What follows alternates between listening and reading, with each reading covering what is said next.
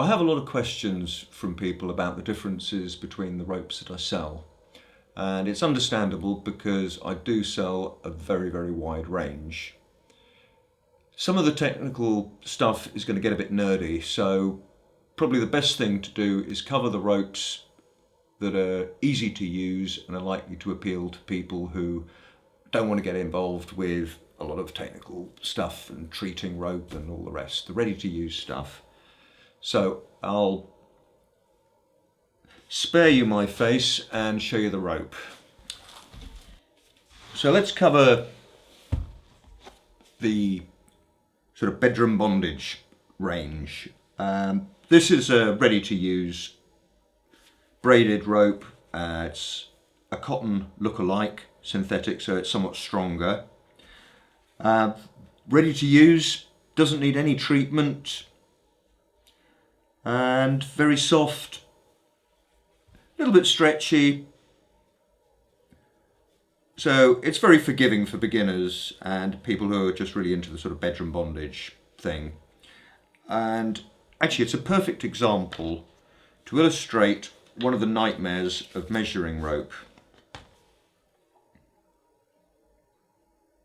So here it comes up at something like a 7.5 or an 8 mil. Because it's an easily compressible rope, if I squeeze it, it could come down to a 4 mil. If I pull it tight and measure it with a gentle pressure, it's 5.5. So rope measuring is not a very precise science. So cheap and cheerful, bright and colourful, great for bedroom bondage. The next really popular rope, probably one of my best sellers, actually the best seller, is linen hemp. Linen hemp is a type of hemp. In fact, there are many types of hemp, although many people associate it with just cannabis-derived hemp.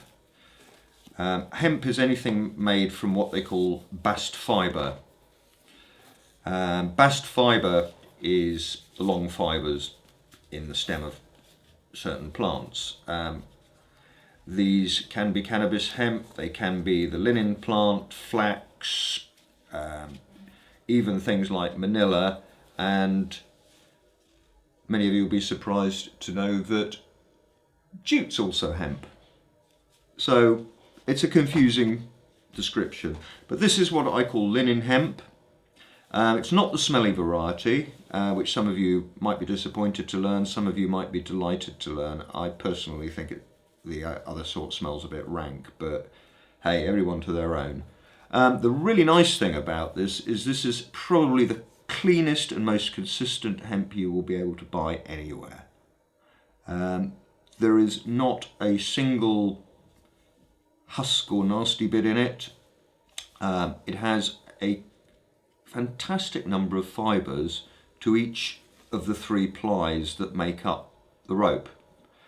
The 6 mil here, this is the 5 on the right, which is a diameter I prefer, to be honest, because it creates somewhat smaller knots. If you just compare the knots at the end here,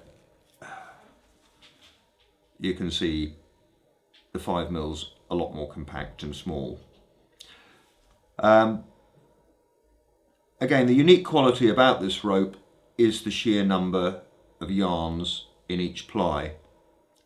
Most of the hemp you buy is really coarse and you get single figure numbers of yarns per ply. This has got somewhere around 40, and they're all very, very consistent, clean threads, like the sort of thing you'd use for sewing.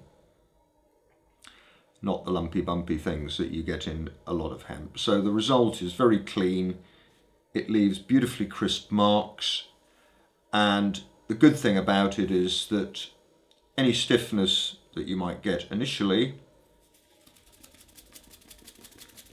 with a use or two, disappears. You really just don't need to go through all this boiling it and washing it and stuff. To be honest, you don't even need to oil it or anything unless you really want to. It's ready to go. The other great thing about it is it takes dye beautifully. These are just a couple that I've done, and you can see the dye's gone right the way through. And comes up beautifully. Some people are dyeing these fantastically bright colours as well. So for dyeing, fantastic. Difference between this and jute, people often ask me, is hemp's a lot heavier. A 6mm hemp can be twice as heavy as a lightweight jute. So if you like a bit of heft to your rope, hemp's the way to go. If you want it light and very easily compressible, jute.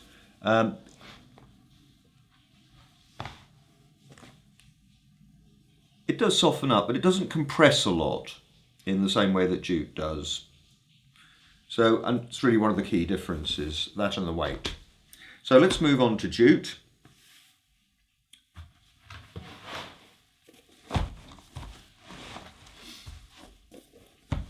This is my Tossa jute.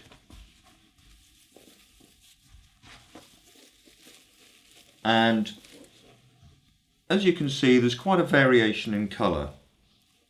For some reason the Tossa seems to vary in colour more than some of the other ropes I have, but you can see it comes from a white, gold, through to even quite a red colour here. And like most of my rope,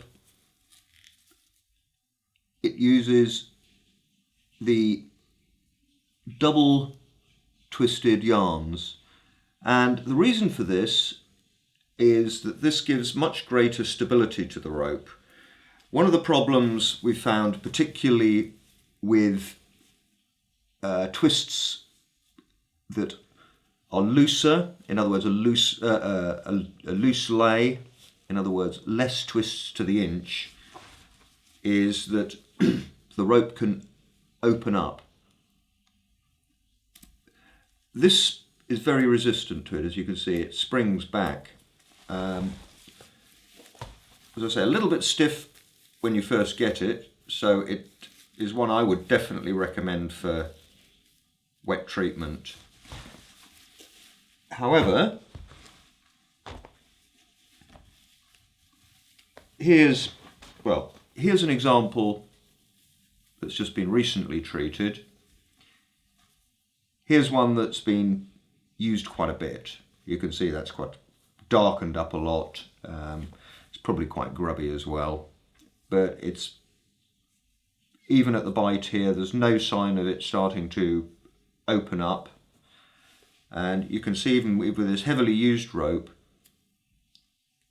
it just springs back. It also takes dye pretty well. Again, you can see the difference here in the same rope, but just from use and different treatment. If I take my measure again, you'll probably find there's a good 1/2 mil difference.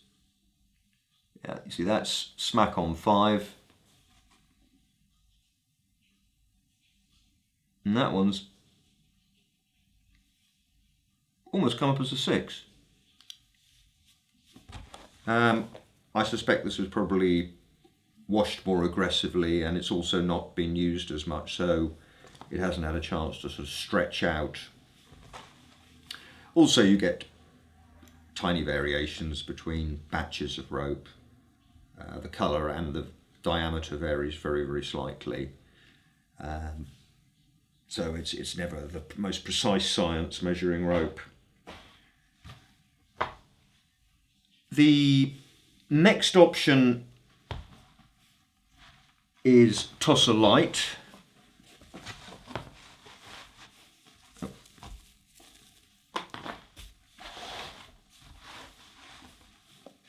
Here we have the new 7mm. That actually comes down to about 6.5 if you burn and oil it.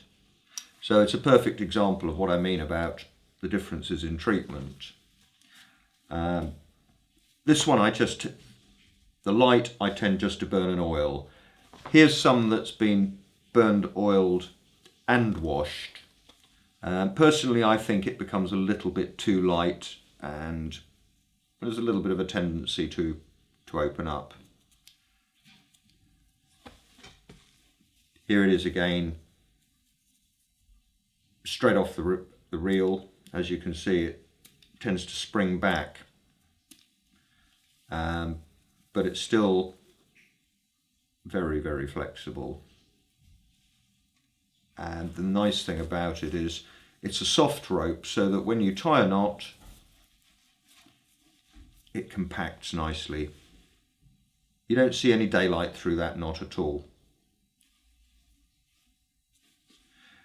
As regards fibre quality, it's a little bit darker and probably a slightly lower grade than the other ropes that I sell.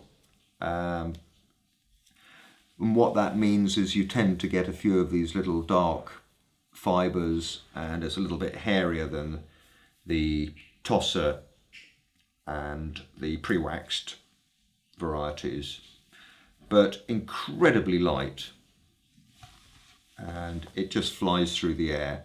With a bit of use, it settles down to be very much like a Japanese rope, this one. I like it a lot and use it myself. Another favourite is the pre-waxed blonde. This is, I don't know if you can hear that, straight off the reel, very creaky.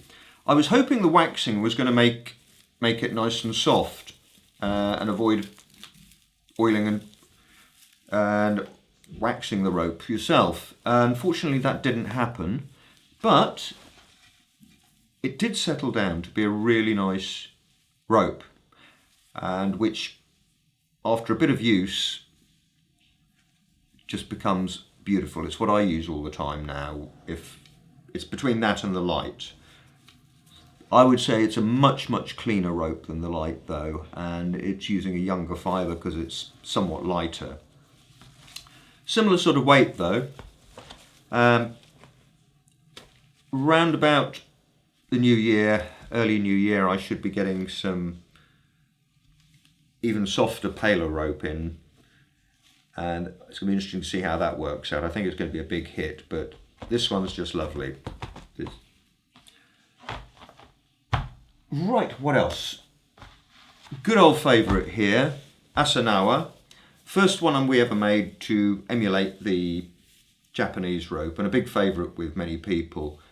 A little bit more hairy than the pre-waxed and the Tossa. Doesn't tend to polish up quite as nicely, and we're using a more conventional single twisted yarn here for this one. Again, one that doesn't need washing, very flexible and light and soft off the reel.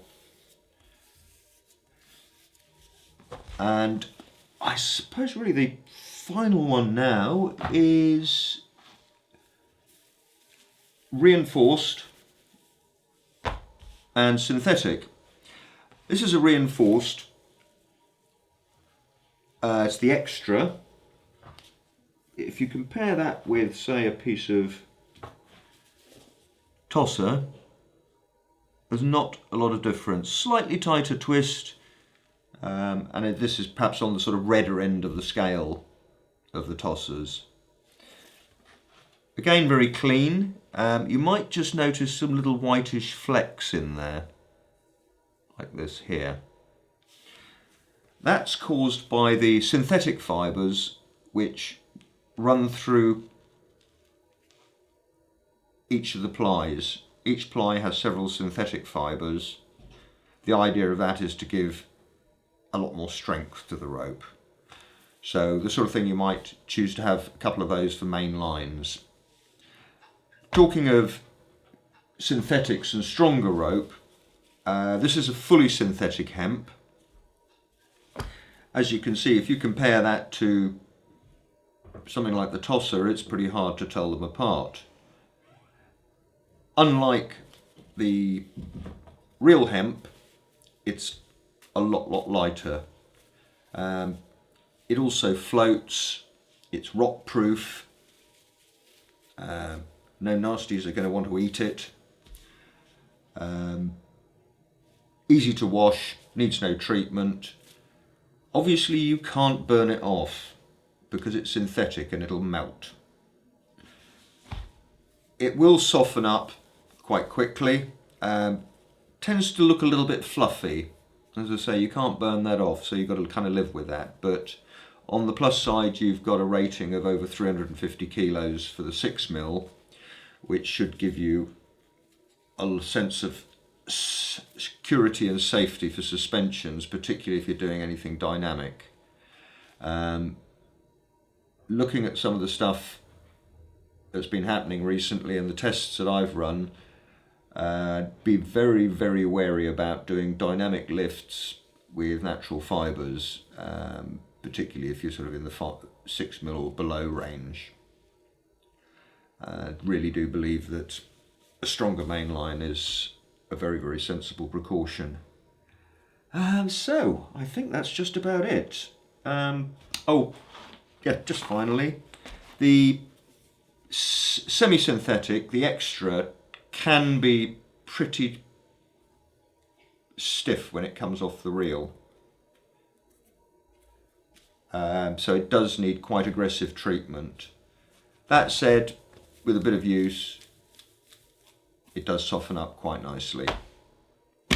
So that's it all for now. If you have any questions, feel free to mail me.